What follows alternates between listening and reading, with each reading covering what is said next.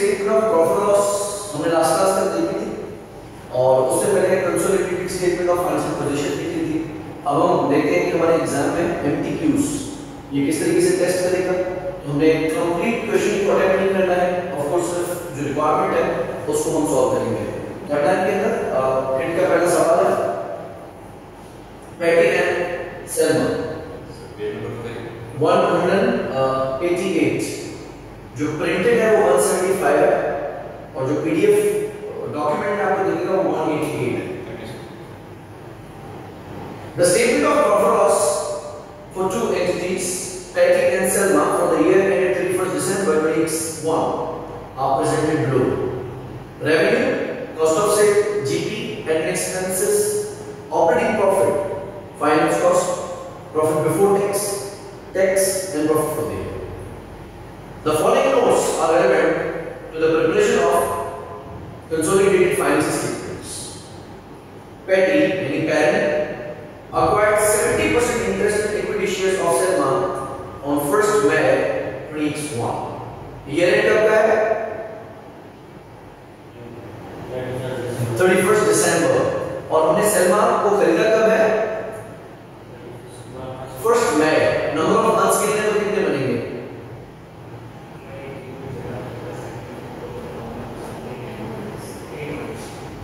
8। सही है। Jan Feb March अप्रैल कर देना है। मई से दिसंबर 8 महीने सेल्मा हमारी सब्सिडी रही है तो हम रेवेन्यू सीओजीएस सब कितने कितने महीने का हो जाएंगे? 8 महीने। During the post acquisition period Patty यानी parent sold goods to Selma for $120,000। ये एक पीस क्या कहलाएगा? इंट्रा ग्रुप रेवेन्यू, जो कि रेवेन्यू से भी माइनस होगा, सीओजीएस से भी माइनस होगा, including markup on cost of 20%। इससे अभी हमें कोई दिक्कत नहीं है, लेकिन कहता है 1/4 of these goods remain in inventory at the year. Correct. तो एक 20 का 1/4 कितना बनेगा? 1/30 बनेगा। एक 20 का आधा 60 का आधा 30 मल्टीप्लाई बाय 20 डिवाइड बाय 120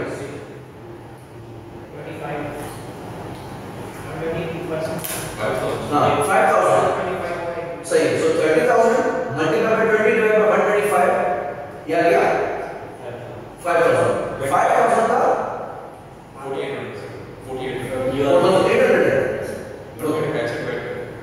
125 तो 4,800 का यूआरबी है। यूआरबी को हम क्या करेंगे? कॉस्ट ऑफ सेल में ऐड कर देंगे। अगर डायरेक्टली जीपी निकालना हो तो पेरेंट का जीपी प्लस सब्सिडी का GP minus URL. All items of income and expense in Selma's statement of profit loss are accrued evenly during the year. Required. Task number 1. Complete the following consolidated statement of profit loss for the group. Revenue. कितना रखेंगे revenue? Parent का 100% यानी 987।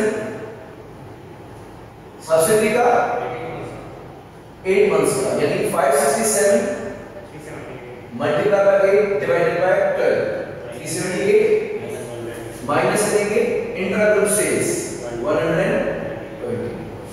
तो revenue के नीचे हम क्या लिख देंगे? क्या फिगर होंगे? 250। ये भी प्लस 1 12 सर माइनस कितना करनी है? 120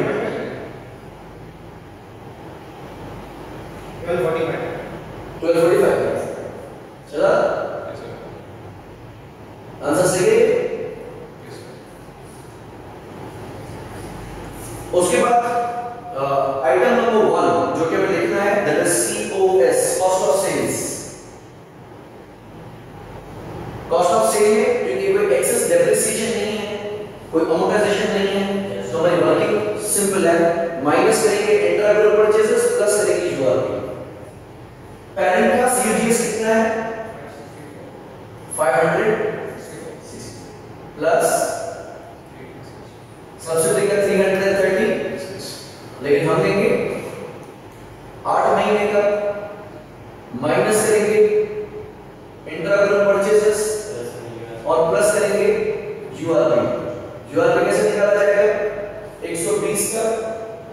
20 डिवाइडेड बाय 120 और इसका क्वार्टर जो कि हमने 4500 वोल्ट बताया है।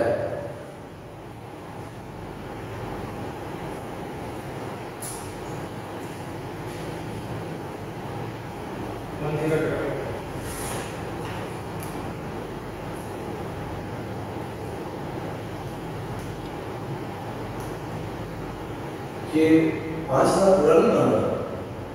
120 मल्टीप्लाई बाय 20 5000 पूरा आ रहा है। हाँ सही। शायद मैंने मिस्टेक की थी, 25 बोल दिया था उसमें।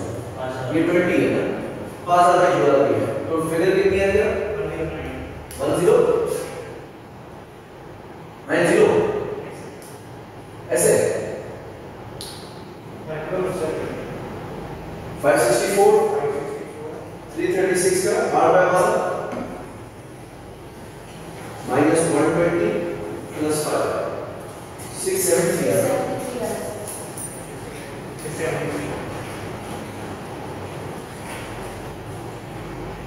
673 यह जाएगा हमारा जीपी वैसे डायरेक्टली भी निकाल सकते हैं। कैसे? पहले का ग्रॉस प्रॉफिट है 423 और सब्सिडी का है, हम उठाएंगे 8 महीने का और उसमें से माइनस करते हैं यूआरपी। दोनों तरीकों से आंसर सेम आएगा।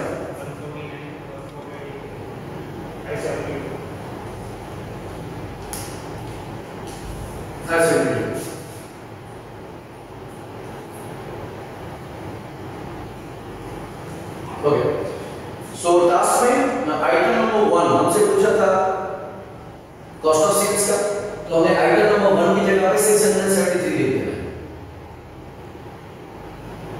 उसके बाद एडमिन एक्सपेंसेस ऐड होंगे या लेस होंगे? लेस होंगे। एडमिन एक्सपेंसेस हैं कितने? पहले 223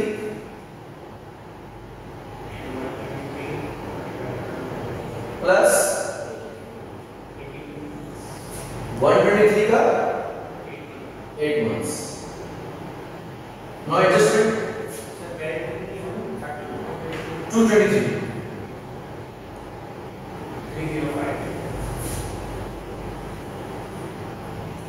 305 फिर क्या गया हमारी एडमिन एक्सपेंस। नेक्स्ट हमसे इससे मांगा है फाइनेंस कॉस्ट। जहां जहां नॉट अवेलेबल है वो हमें कुछ भी नहीं करना है, क्योंकि हमें सिर्फ आइटम्स की जगह पे नंबर लिखना है।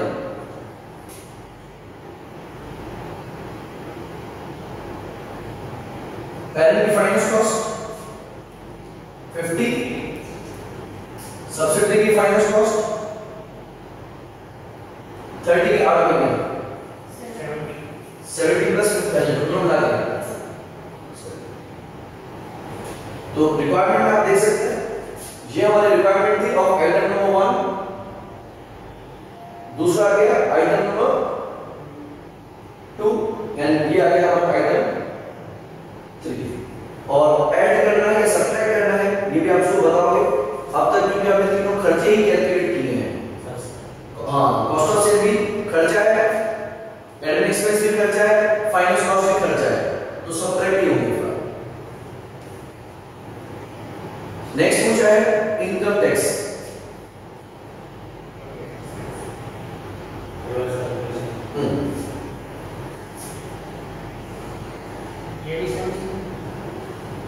इनकम टैक्स इफेक्ट पूछा नहीं है, सिर्फ ऐड या सब्ट्रैक्ट करने को पूछा है।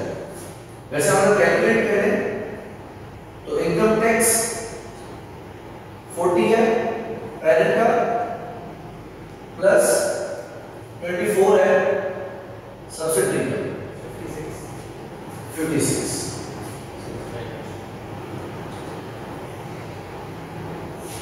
ओके, अगला से हमसे पूछा है प्रॉफिट एट्रिब्यूटेबल टू एनसीआई। वो सब लोग कैलकुलेट कर सकते हैं। Correct, profit attributable to NCI.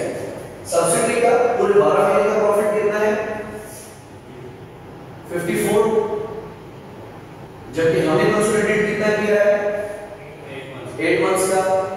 इसमें कोई एक्सेस डेप्रिसिएशन नहीं है, तो सब्सिडरी के अकाउंट में कोई भी एडजस्टमेंट नहीं है। सिर्फ सब्सिडरी के 8 महीने के प्रॉफिट में से एनसीए को कितना देना है? 30%।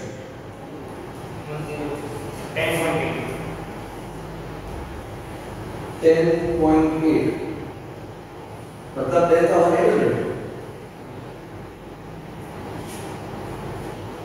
ये क्या बात है? ठीक है, किसी को कंफ्यूजन नहीं है?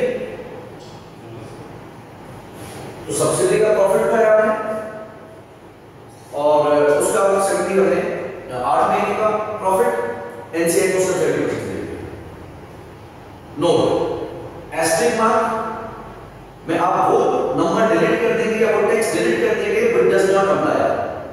तो जब एस्टेरिस्क मार्क में ऐड या सब्ट्रैक्ट लिखा हुआ है आप किसको डिलीट करेंगे? ऐड को डिलीट कर देंगे, सब्ट्रैक्ट को रहने देंगे। समझ में बात? तो cost of sale statement of profit loss में सब्ट्रैक्ट होगी, एडमिन एक्सपेंस सब्ट्रैक्ट होगी, फाइनेंस कॉस्ट सब्ट्रैक्ट होगी। तो ऐड आपके सामने जो एग्जाम है उसमें टेक्स्ट लिखा हुआ होगा, क्योंकि आपकी स्पेलिंग मिस्टेक अगर गलत हो गई तो कंप्यूटर पढ़ नहीं पाएगा। इसलिए एसीसी ने आपको टाइप करने की इजाजत नहीं दी है, आपने सिंपली लिखे हुए में से एक चीज को मिटा देना है। तो ऐड को रिमूव कर देंगे, सब्ट्रैक्ट को रहने देंगे।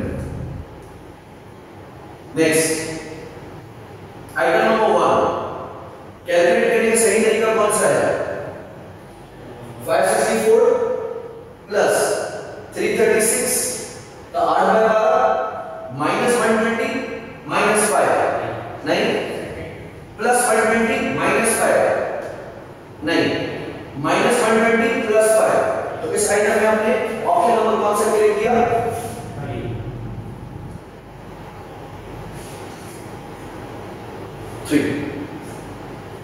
Item 2 is related to finance cost. Admittedly, nice.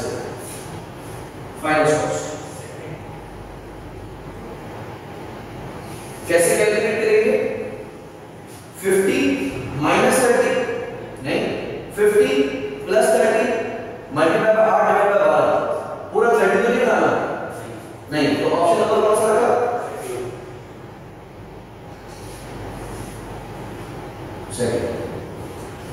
तो हमने ऑल आंसर सेलेक्ट करना है। ऑप्शन आइटम नंबर 3 किस हवाले से है? एनसीआई के हवाले से। इसने आपको टेक्स्ट में पूछा है सब्सिडी का प्रॉफिट बिफोर टैक्स को 8/12 है नहीं, सब्सिडी के प्रॉफिट आफ्टर टैक्स को 8/12 है, मल्टीप्लाई करें एनसीआई की परसेंटेज से और माइनस करें NCI share of unrealised profit.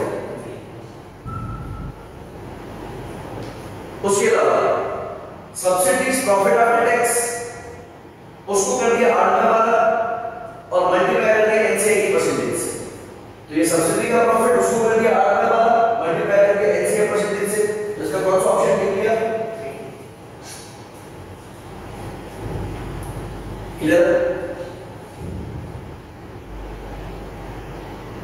Task 2 query में state whether each of the following statements is true or false. Statement number 1. Accounting for acquisition of subsidiary always includes recognition and accounting for non-controlling interest. जब भी subsidy को acquire किया जाएगा तो हमेशा NCI को recognise भी किया जाएगा और अकाउंट भी किया जाएगा। ट्रू और फॉल्स? एनसीआई को रिकॉग्नाइज करना है कि नहीं करना है? नहीं करना। क्यों? हमें तो उससे किताब भी नहीं है स्पीकिंग। अगर आपने प्रॉफिट शेयर भी मिलेगा, इक्विटी में भी रिकॉर्ड करोगे, एनसीआई को रिकॉर्ड नहीं करता। जब आप consolidated statement of financial position बनाते हैं तो आप एनसीआई नहीं दिखाते हैं ना, fair value of NCI plus share of post acquisition in assets. हां, तो ये स्टेटमेंट सही गलत है? कंसोलिडेशन नहीं पूछा। लेकिन अगर होली बोर्ड सब्सिडी हो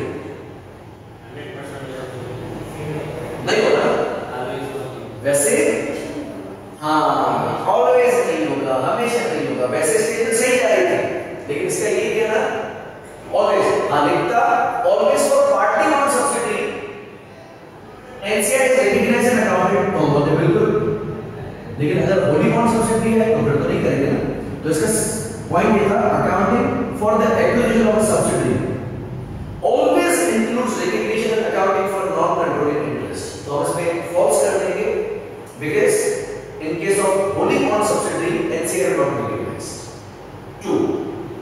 Accounting for the acquisition of a subsidiary can be achieved by using equity accounting. क्या subsidiary को लाइन बाय लाइन कंसोलिडेट करना जरूरी है? यानी उसके एसेट्स हमारे एसेट्स में जोड़ दें, उसकी लायबिलिटीज हमारे लायबिलिटीज में जोड़ दें, या फिर उसके प्रॉफिट में शेयर दिखाकर काम हो जाएगा? इक्विटी अकाउंटिंग में इसको कहते हैं। ये तो इंपॉर्टेंट है, ये मैं आपको समझाता हूं। नाम है equity accounting. This is partnership accounting. जब कोई पार्टनर किसी बिजनेस का हिस्सा है तो उसका एक तो दिखाया जाएगा कैपिटल अकाउंट और दूसरा दिखाया जाएगा करंट अकाउंट। यानी जितना भी प्रॉफिट हुआ उसमें पार्टनर का जितना हिस्सा है वो अपने पास दिखा दिया जाएगा। इक्विटी अकाउंटिंग में क्या किया जाता है, हम रखेंगे कंसिडरेशन, यानी जितने में हमने इन्वेस्टमेंट की है या सब्सिडी खरीदी है, उसके बाद प्लस कर देंगे share of post acquisition profits. यानी हमारी सब्सिडी बनने के बाद उसने जितना भी प्रॉफिट किया है हम सिर्फ उसका अपना हिस्सा रिकॉर्ड कर लेंगे। Can we do this? For subsidy we can not.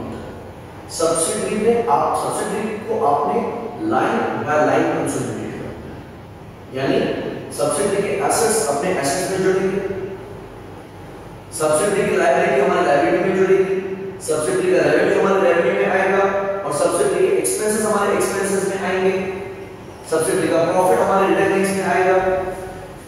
तो ये कहलाती है इक्विटी अकाउंटिंग। और इसका दूसरा नाम है वन लाइन या सिंगल लाइन कंसोलिडेशन।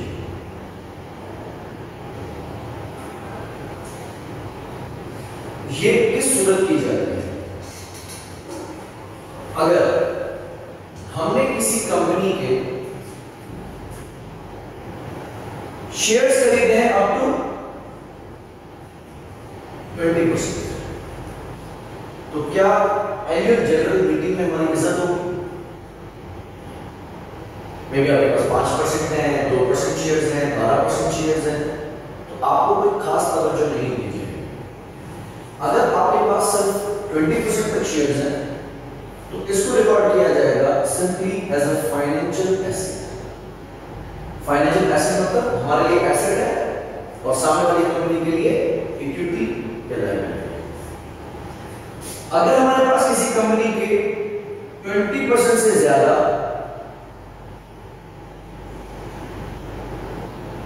और up to 50% shares, up to यानी लेस देन 50%, तो क्या वो कंपनी वैसा ही करेगी जैसा मैं चाहूंगा? लेकिन क्या मेरी बात वजन रखेगी? एक होता है बात का वजन रखना, एक होता है बात फाइनल डिसीजन वजन रखेगी, बिकॉज मेरे ऑपोजिशन इज स्ट्रांग। ऐसे केस में अगर हमारे पास उस कंपनी का सिग्निफिकेंट इन्फ्लुएंस आ जाता है, क्योंकि अगर मेरे पास 30% वोटिंग पावर है और बाकी 70% बिखरा हुआ है, अगर मैं अपने जैसे 21% और वोटर्स अपने साथ कर लेता हूं, can I turn the table? कभी हाँ कभी 40% मेरे पास था, तो अगर सिर्फ 11% अपने जैसे लोग अपने साथ मिला लिए तो फैसला मंगाया जा सकता है। ऐसे हालात में कहा जाता है कि इन्वेस्टर के पास सिग्निफिकेंट इन्फ्लुएंस है, लेकिन इसकी वजह से आप अपने आप को पेरेंट नहीं कह सकते। इसकी वजह से आप अपने आप को पेरेंट नहीं कह सकते और इसकी वजह से आप कंसोलिडेटेड फाइनेंशियल स्टेटमेंट्स नहीं बना सकते। कंसोलिडेटेड फाइनेंशियल स्टेटमेंट्स बनाने के लिए आपका पेरेंट होना जरूरी है, तो इसको नाम दिया जाता है एसोसिएट। तो एक इन्वेस्टिंग कंपनी का नाम होता है सब्सिडरी और दूसरा इन्वेस्टिंग कंपनी का नाम होता है एसोसिएट। अगर मेरे पास किसी भी कंपनी के मोर देन 50% वोटिंग पावर है, ऐसे केस में मेरे पास सिर्फ और सिर्फ इन्फ्लुएंस नहीं है बल्कि सिग्निफिकेंट कंट्रोल है। अब जैसा मैं कहूंगा क्या सब्सिडी का बोर्ड ऑफ डायरेक्टर्स वैसा ही करेगा? तो इसको हम कहते हैं सिंगल लाइन कंसोलिडेशन, जिसको कहा जाता है इक्विटी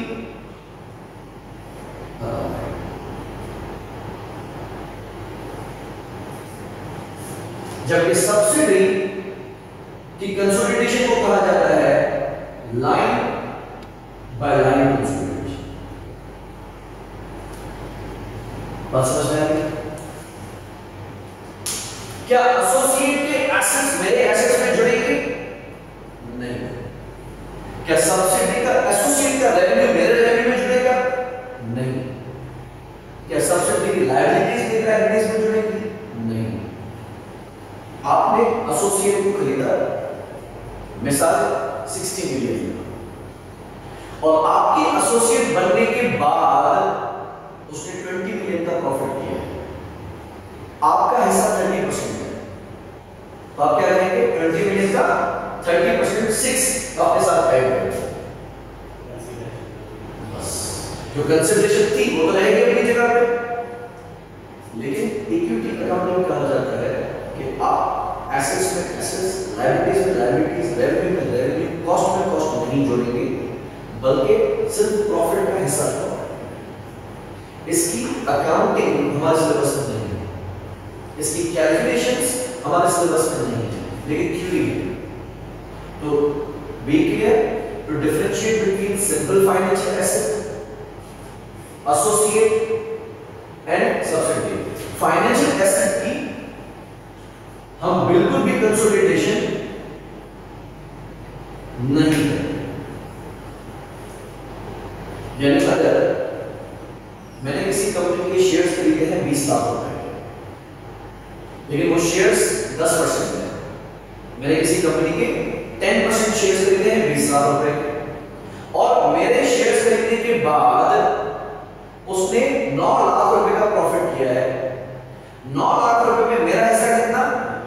10%। एक तो 10% मैं अपने पास नहीं दिखा सकता, नहीं दिखा सकता।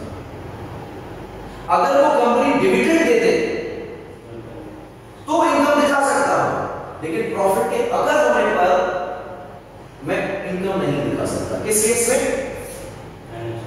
फाइनेंशियल एसेट के केस में। जबकि सिग्निफिकेंट इन्फ्लुएंस का केस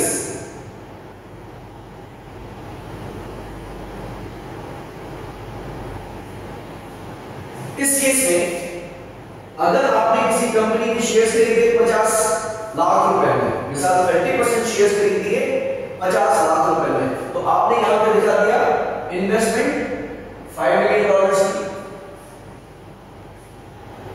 और आपकी एसोसिएट बनने के बाद आपके पास कितने शेयर्स हैं?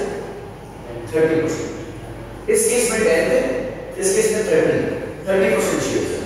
उस कंपनी ने 1 मिलियन का प्रॉफिट किया, सिर्फ प्रॉफिट किया, तो 1 मिलियन का 30%, 10 लाख का 30%, 3 लाख। अभी उसने दिया नहीं, ना ही देने का आसार कर रहा है, सिर्फ कमाया है, तो भी हम 0.3 मिलियन अपने एसेट्स में प्लस कर देंगे और प्रॉफिट्स में इनकम निकाल देंगे। किस केस में? अगर वो कंपनी आपकी एसोसिएट है। इस टेक्निक को कहा जाता है इक्विटी अकाउंटिंग, जब आप कंपनी के प्रॉफिट का शेयर गाड़ लेते हैं। अब एक बात और समझना, इस केस में इनकम कब दिखाई जाएगी? Correct, only when dividends are declared. तो प्रॉफिट के होने पर इनकम नहीं दिखा सकते इस केस में, और दूसरे केस में प्रॉफिट के होने पर ही इनकम दिखा देंगे। जब प्रॉफिट के होने पर ही इनकम दिखा दी जाए तो इस टेक्निक को क्या कहा जाता है? इक्विटी। समझ में? अगर मेरे पास किसी कंपनी के 15% शेयर्स, अगर मेरे पास किसी कंपनी के 15% शेयर्स है, तो क्या उसके एसेट्स में, अपने एसेट्स में जोड़ सकता हूं? क्या उसका प्रॉफिट में अपने प्रॉफिट में जोड़ सकता हूं? क्या उसके डिविडेंड्स में अपने प्रॉफिट में जोड़ सकता हूं? अगर मेरे पास किसी कंपनी के 40% शेयर्स है, तो क्या उसके एसेट्स में अपने एसेट्स में जोड़ सकता हूं? नहीं। क्या उसका रेवेन्यू में अपने रेवेन्यू में जोड़ सकता हूं? नहीं। क्या उसका प्रॉफिट में अपने प्रॉफिट में जोड़ सकता हूं? अगर मेरे पास किसी कंपनी के 80% शेयर्स है, तो क्या उसके एसेट्स में अपने एसेट्स में जोड़ सकता हूं? यस। लायबिलिटीज में यस, रेवेन्यू में यस, खर्चे में यस, प्रॉफिट में यस। ये लाइन बाय लाइन कंसोलिडेशन है, ये सिंगल लाइन कंसोलिडेशन है, और ये नॉन कंसोलिडेशन। कंट्रोल पे डिपेंड करता है, वोटिंग पावर पे डिपेंड करता है, कंट्रोल पे डिपेंड करता है। इवन ये आगे की बात बता रहा हूं सिर्फ समझाने के लिए। अगर मेरे पास एक कंपनी की 30% शेयर्स है और बकिया 70% किसी एक ही कंपनी के पास है, तो क्या मैं इन्फ्लुएंस कर सकता हूं? फिर मेरा इन्फ्लुएंस भी नहीं है, फिर मेरे लिए ये कंपनी भी नो कंसोलिडेशन पे चली जाएगी। अगर मेरे पास सिर्फ 25% शेयर्स है, 25, बाकी 75 इधर, तो मैं फॉरवर्ड ब्लॉक बना सकता हूं। किसी को अपने साथ कर लिया, किसी को कोई लालच दे दी कि इस मीटिंग में हमें मिलकर ये वोटिंग करनी है, ऐसा हो सकता है। तो कभी मैं अपने फेवर में डिसीजंस को ला सकता हूं। I can show my power, but not always.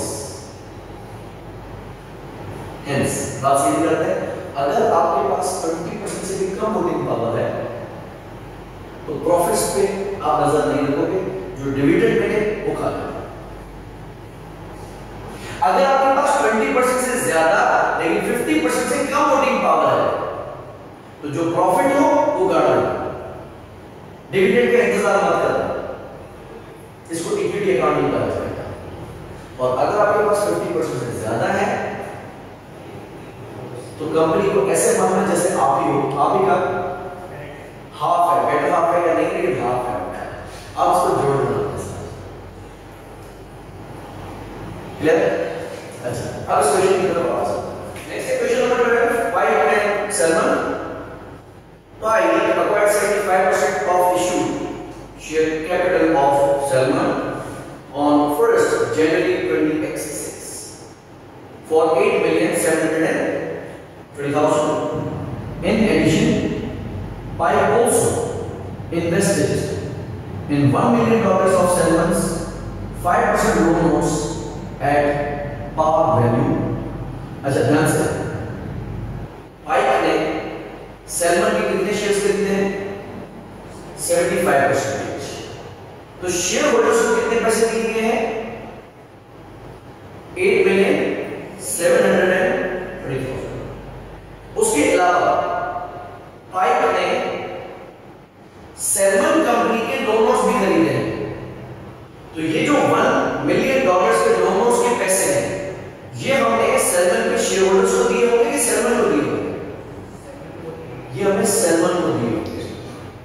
Yes, क्योंकि हमने शेयर्स के बदले में लोन नोट्स नहीं दिए हैं, तो हमने सैलमन में दो इन्वेस्टमेंट्स किए हैं।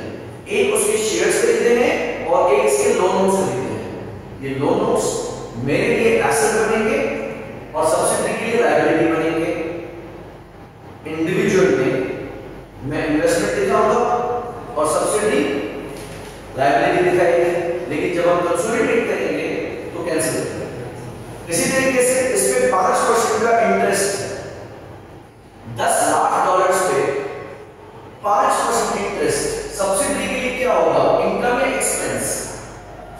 एक्सपेंस होगा। और इसी 10 लाख रुपए के ऊपर 5% मेरे लिए क्या होगा? इनकम, क्योंकि सब्सिडी इंटरेस्ट पे करेगी पेरेंट को, तो कैंसिल हो जाएगा। तो प्रॉफिट लॉस बनाते वक्त इनकम एक्सपेंस कैंसिल हो जाएंगे, स्टेटमेंट ऑफ फाइनेंशियल पोजीशन बनाते वक्त एसेट और लायबिलिटी कैंसिल हो जाएंगे। An extract of the financial statements of Pike and Selman as at 31st March 2026 is presented. Share capital Pike का 9,200 है, Selman का 4,800 है। Retained earnings हमारी 12,480, उसकी 1290। अच्छा, ये कब की earnings है? 31st March 2026 की। और हमने Selman को खरीदा कब है? 1 जनवरी में। तो सेलमन को खरीदे हुए कितना टाइम गुजर रहा है? 3 महीने। जबकि इसमें 1290 में पूरे 12 महीने का प्रॉफिट शामिल होगा। ठीक है, ये सिर्फ 12 महीने का प्रॉफिट नहीं है, ये रिटेन अर्निंग्स है। यानी जब से सेलमन बनी है तब से लेकर आज तक उसने 1290 जमा किए हैं। नॉन करंट लायबिलिटीज में 5% लोन नोट्स हैं। जो मेरे पास लोन नोट्स हैं वो मैंने किसी और से लिए होंगे। जो सब्सिडी के पास लोन नोट्स हैं उसमें से 1 मिलियन वो हैं जो मैंने दिए। 11 मिलियन में से 1 मिलियन वो हैं जो मैंने दिए, वो कैंसिल आउट हो गए। And current liabilities, the following information is relevant to the preparation of consolidated financial statements. At acquisition the fair value of land owned by Selman exceeded its cost by $1 million, and this land was still owned at 31st March 2026. अच्छा, land की fair value carrying value से 1 million ज्यादा है। Subsidy अपनी individual financial statements को किस पे दिखाएगी? कैरिंग वैल्यू पे। कंसोलिडेशन में किस पे दिखाना पड़ेगा? फेयर वैल्यू पे। डेप्रिसिएट होगी, लैंड है। अगर प्लांट होता, मशीन होती, प्रॉपर्टी होती तो, लेकिन ये लैंड है तो डेप्रिसिएट होगी। During the post acquisition period, यानी बाद के 3 महीने में सेलमन यानी subsidy sold goods to Pike for 5 lakh. अब ये थोड़ी बात समझने जैसी है। अब तक हमने जितने भी सवाल किए उसमें एक सेलर कौन था? इस सवाल में सेलर कौन है? सब्सिडी। प्रॉफिट इस सवाल में कौन कमा रहा है? सब्सिडी। सब्सिडी के प्रॉफिट का हिस्सेदार कौन कौन? करेक्ट, पेरेंट और एनसीआर। अब जब इस प्रॉफिट को आप मानने से इनकार करेंगे तो दोनों से छीनेंगे। हम पेरेंट से भी ये प्रॉफिट वापस ले लेंगे और सब एनसीआर से भी ये प्रॉफिट वापस ले लेंगे। जबकि पेरेंट के केस में सिर्फ और सिर्फ रिटेन अर्निंग से प्रॉफिट डेबिट हो रहा था, क्योंकि कमाने वाला कौन था? पेरेंट। तो वापस भी कौन करेगा? पेरेंट। अब जो सब्सिडी प्रॉफिट कमा रही है तो उसका 75% पाइप ने उठाया होगा एंड 25% एनसीआई ने उठाया होगा, तो दोनों से वापस कहता है 5 लाख के गुड्स बेचे हैं on which it earned a margin of 10%। तो उसको 10 डिवाइडेड बाय 100 करना है या 10 डिवाइडेड बाय 110 करना है? 100, क्योंकि मार्जिन है, मार्कअप तो नहीं है। 80% of the goods remained in Pike's inventory at the end. इस 5 लाख में कितना माल अभी भी पड़ा हुआ है? 4 लाख। और 4 लाख में प्रॉफिट कितना है? 10%, यानी 40,000। 40,000 का 75% 30,000 उठाया होगा पाइप ने, और 40,000 का 25% 10,000 उठाया होगा एनसीआई ने। अगर आप इस प्रॉफिट को मानने से इनकार करते हैं तो दोनों से रिवर्स कर देते हैं।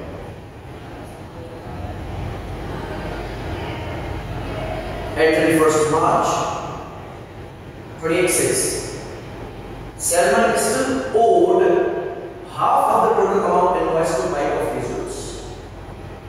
सैलमन ने माल कितने का बेचा है? 5 लाख का। इसमें से पेरेंट ने उसको कितनी पेमेंट कर दी है? 2.5 लाख की। 50% पेमेंट वो कर चुका है, 50% अभी भी पेमेंट बकाया है। किसके रिसीवेबल में दिख रही होगी? सब्सिडी के रिसीवेबल में दिख रही होगी और बाइक के पेएबल में दिख रही होगी। जब हम कंसोलिडेटेड फाइनेंशियल स्टेटमेंट्स बनाएंगे तो कैंसिल होगा। तो एक तो लोन नोट्स की इन्वेस्टमेंट कैंसिल कर रही है और दूसरा रिसीवेबल पेएबल, और अगर इंटरेस्ट अक्रूड है तो उसकी, अगर अक्रूड है तो कहता है for the year ended 31 March 2026 for the year, पूरे साल में salmon made a profit after tax of $240,000। पूरे 12 महीने में उसने 2,40,000 का प्रॉफिट कमाया है। और हमारी सब्सिडी बने उसको कितना टाइम गुजरा है? 3 महीने। अगर 12 महीने का प्रॉफिट 2,40,000 है तो 3 महीने का कितना होगा? 240 divided by 12, 20,000 per month, multiply by 3 months, 60,000। हम 60,000 के प्रॉफिट का हिस्सा उठाएंगे। जो उससे पुराना प्रॉफिट है उसको हम टच नहीं कर सकते क्योंकि वो क्लीन पोजीशन।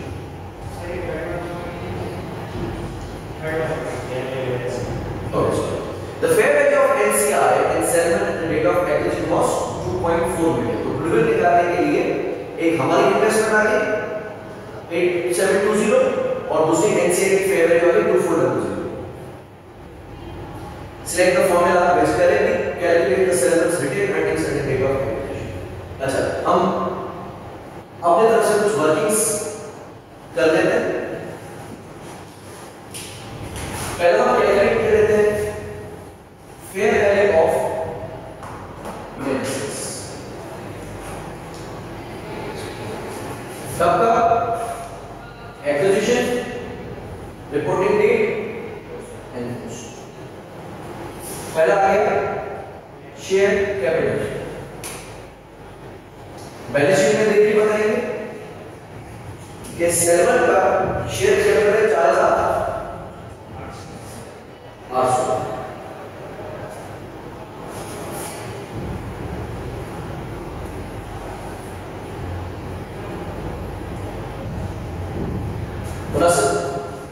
उसके बाद रिटेन अर्निंग्स है आज कितनी? 1290। ये कब है? ये है ईयर एंड 1290। लेकिन इसमें हमारे आने के बाद जो प्रॉफिट हुआ है वो भी शामिल है। सब्सिडी ने पूरे 12 महीने में प्रॉफिट कमाया है 2,40,000 का और बाद के 6 महीने 3 महीने में कितना कमाया है? 60। तो अगर मैं इसमें से 60 हटा दूं तो कितना बच जाएगा? तो जिस दिन मैंने सैलमन को अक्वायर किया था उसके पास 1230 की रेटिंग्स थी, आज उसके पास 1290 की रेटिंग्स है। तो मेरे आने के बाद सिर्फ 60,000 का प्रॉफिट हुआ है।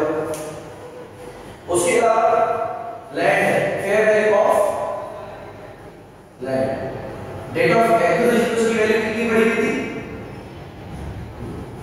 1 मिलियन से। आज भी दिखाएंगे 1 मिलियन पोस्ट में खाली आ जाएगा। तो सब्सिडी के नेट एसेट्स की फेयर वैल्यू कितनी आ गई?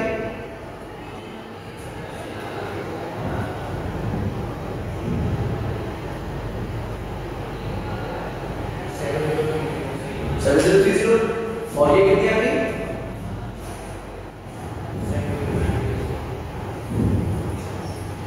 7090 और पोस्ट एक्विजिशन में 60।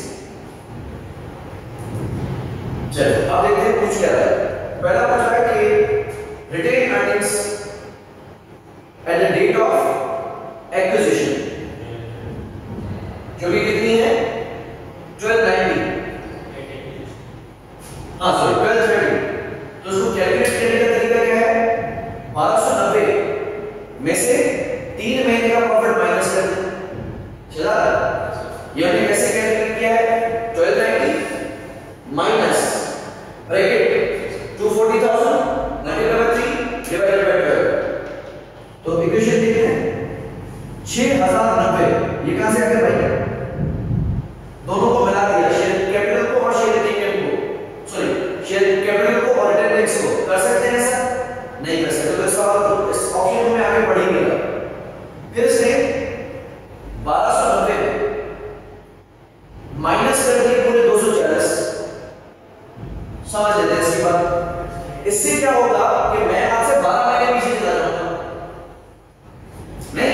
अगर मैं 1290 में से पूरे 240 माइनस कर देता हूं तो मैं चला जाऊंगा आज से 1 साल पहले 1050।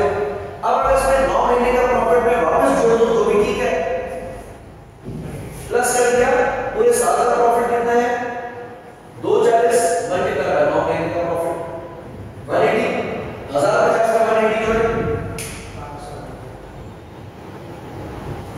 ऐसे भी किया जा सकता है या ये रेट से 3 महीने पीछे जाया जा सकता है। तो उसने बोला है कि माइनस कर दे 240, ठीक है, प्लस कर दे 240 के 9 महीने। तो ये वाला फॉर्मूला समझ में आ रहा है? हाँ बस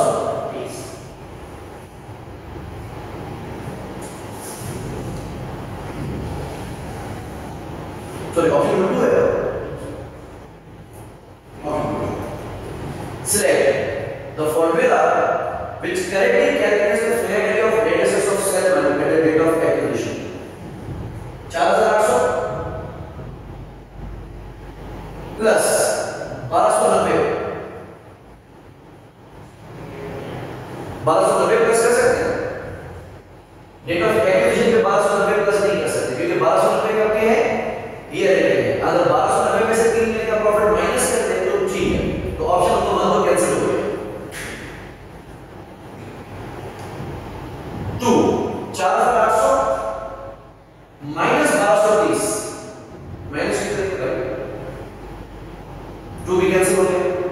3 4800 प्लस 1290 माइनस 240 के 3 महीने प्लस 1000। एक बार करके भी देख लो अगर तो आंसर हमारा कितना आएगा 4800 plus 1230 plus 1290 minus 3/12 of 240 plus fair value of land क्या होगा 70।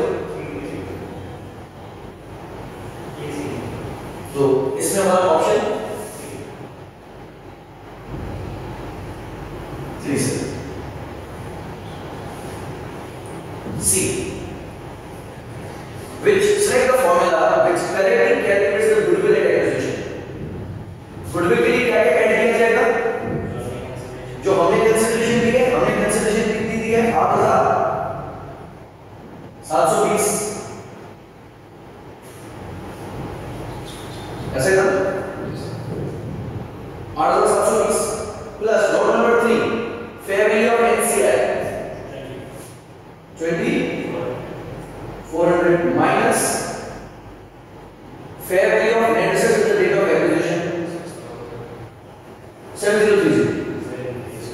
ठीक है, 1000 ऐड करेंगे तो गुडविल कितनी आ रही है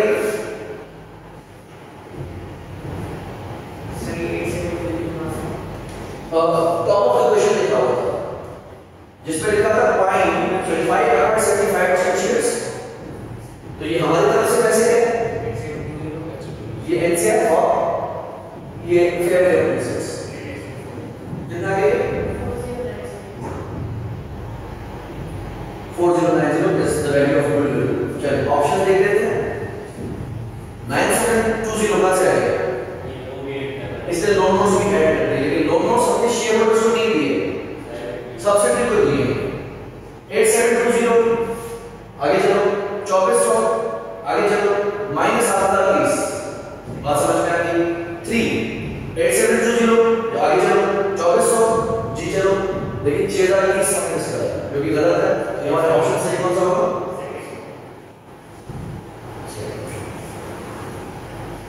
What amount should be included in the consolidated statement of financial position for 5% loan notes?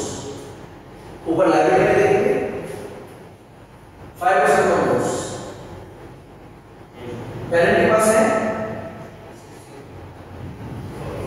Parent के पास है कितने के 16,000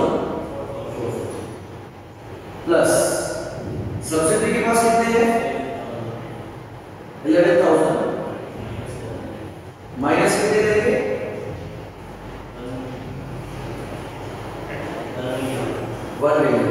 ये वो नोट्स हैं जो सब्सिडरी ने पेरेंट को इशू किए हैं। तो पेरेंट की इन्वेस्टमेंट्स में लिख रहा होगा 1 मिलियन और सब्सिडरी की लायबिलिटीज में लिख रहा होगा कितना पैसा 26,000।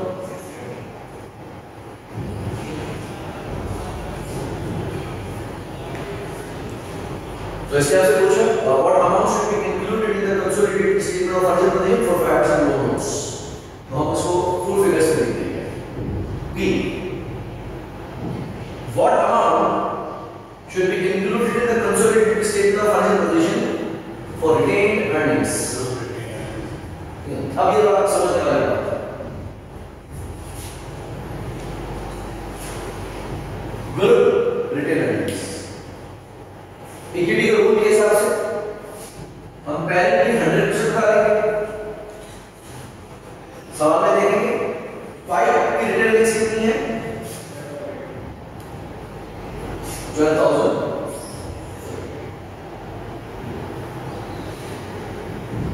उसके बाद सैलमन की कितनी है वो तो हम नहीं कहेंगे। सैलमन की कौन सी कहेंगे पोस्ट एक्विजिशन कितनी है 60 और हम कहेंगे 60 का भी 75% में 60 तो पूरी कंपनी का प्रॉफिट है जिसमें से 25% एनसीआई को जाएगा। तो हमारे ऐसे में कितना आ गया। इसके बाद हम माइनस करेंगे शेयर ऑफ अनरियलाइज्ड प्रॉफिट। अगर पेरेंट सेलर होता तो 100% प्रॉफिट रिटेल अर्निंग्स से माइनस होता, लेकिन इस केस में सेलर कौन है सब्सिडी। देखते हैं कितना सामान बेचा है 5 लाख का।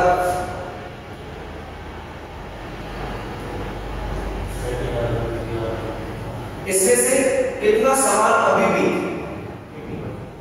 स्टॉक में मौजूद है 80%। 4 लाख में प्रॉफिट कितना शामिल है 10%। कितना बना 40।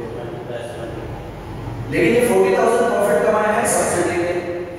तो सब्सिडी ने जब ये 7,000 का प्रॉफिट दिखाया तो इसका एनसीआई को भी हिस्सा मिल गया और पेरेंट को भी हिस्सा मिल गया। लेकिन ये 60,000 का प्रॉफिट तो जारी है क्योंकि इसमें 40,000 का प्रॉफिट तो वो है जो अभी तक कमाया ही नहीं गया है।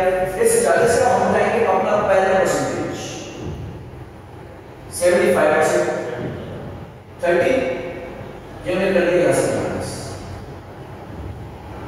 कितना बनेगा ये 12,000। अब ध्यान दीजिएगा अगर मैं इसी साल की एनसीआई कैलकुलेट करूं तो हम एनसीआई में रखते हैं fair value of NCI acquisition. हमने जिस दिन एनसीआई को खरीदा था तब उसकी फेयर वैल्यू कितनी थी 2400। उसके बाद हम एनसीआई को देंगे शेयर ऑफ प्रॉफिट। सब्सिडी ने प्रॉफिट कमाया कितना इसमें से एनसीआई को कितना मिलेगा माइनस करेंगे शेयर ऑफ यूआरपी। यूआरपी हमने कैलकुलेट किया 40 उसका 25% से छीन लेते हैं 10 यहां से माइनस कर देंगे कितना आ गया 2405। क्या है सवाल की रिक्वायरमेंट है टास्क 2B रिटेन अर्निंग्स की फिगर आ गई।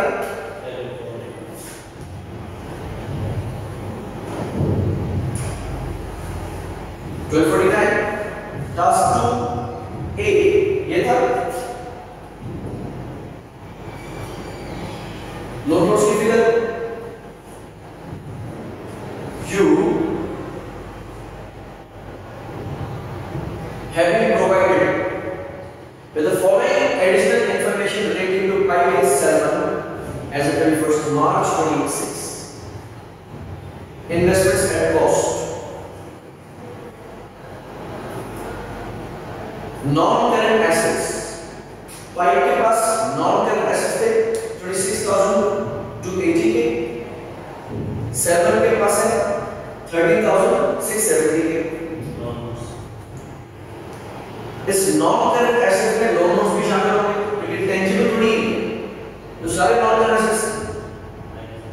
उसके अलावा करंट एसेट्स है। Task 3, complete the following table to state at what amount each of the following items should be included in the consolidated statement of asset position. बिल्कुल। अच्छा, अब इसमें हम करते हैं टास्क कौन सा है? 3, नॉन करंट एसेट्स। पहले नॉन करंट एसेट्स कितने हैं? 26,280 प्लस सब्सिडी के 13,670 प्लस लैंड कितने से बढ़ी?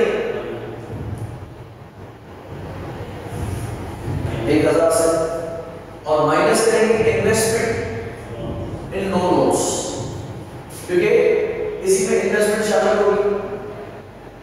अच्छा, इस सवाल में मुझे एक टाइपो लग रहा है कि इन्वेस्टमेंट्स एट कॉस्ट लिखी तो हुई है लेकिन पाइप और सेगमेंट के आगे कोई फिगर नहीं लिखी हुई।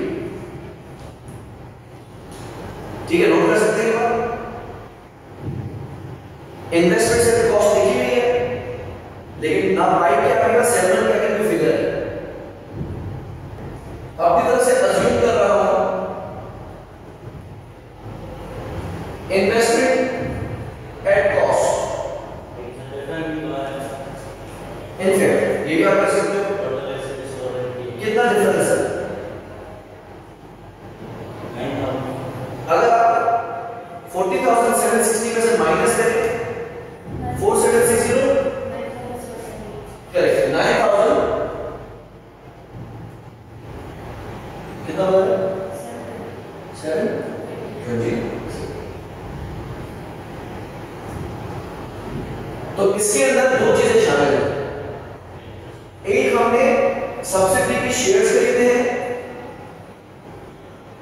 और दूसरा हमने लोन नोट्स खरीदे हैं। सब्सिडी के शेयर्स कितने में खरीदे थे? 87 और लोन नोट्स कितने में खरीदे हैं?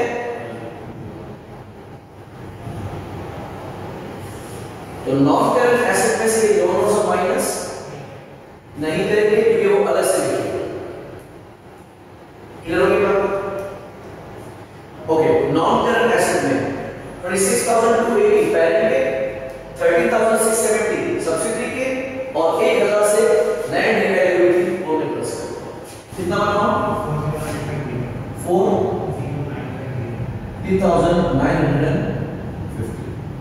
You can task 3 1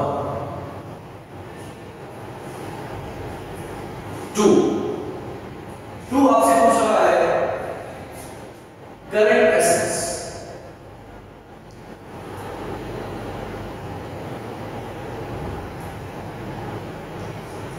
इसने इन्वेंटरी, रिसीवेबल और कैश तीनों को मिला दिया। पेरेंट की करंट एसेट्स कितने हैं? 4,760 प्लस सब्सिडी की करंट एसेट्स है 50।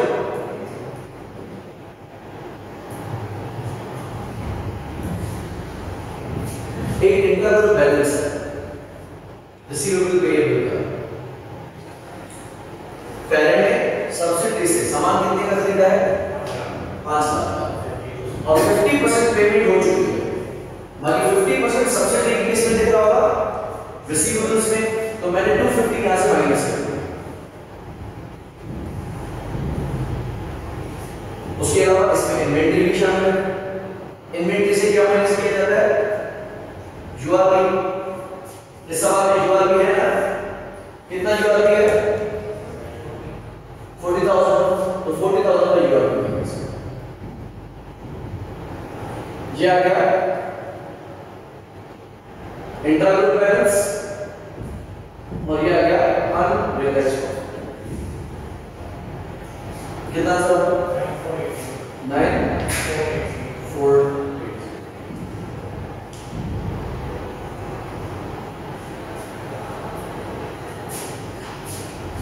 कंफ्यूजन नहीं? ओके, नेक्स्ट नोट क्या है?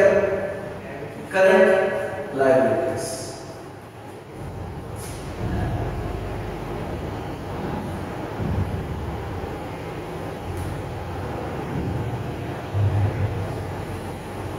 पेरेंट की करंट लायबिलिटीज कितनी है? ये ऊपर कितनी? 26 प्लस 14 माइनस 250। किस चीज के? Intragroup payable. तो सब्सिडी के पास 250 का रिसीवेबल था और पेरेंट के पास 250 का पेएबल था। क्या आंसर आता? 30।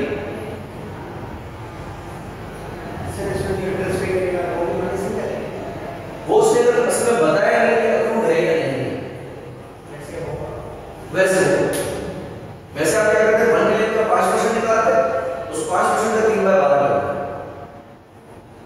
ठीक है, वो उस शर्त में कि अगर वो कहता है कि इंटरेस्ट अप्रूव्ड है, अगर इंटरेस्ट सब्सिडी दे चुका है तो फिर तो उसका ना रिसीवेबल में आएगा ना पेएबल में। लास्ट दूसरा है एनसीआर। एनसीआर तो हम कैलकुलेट कर चुके हैं। Task 3 requirement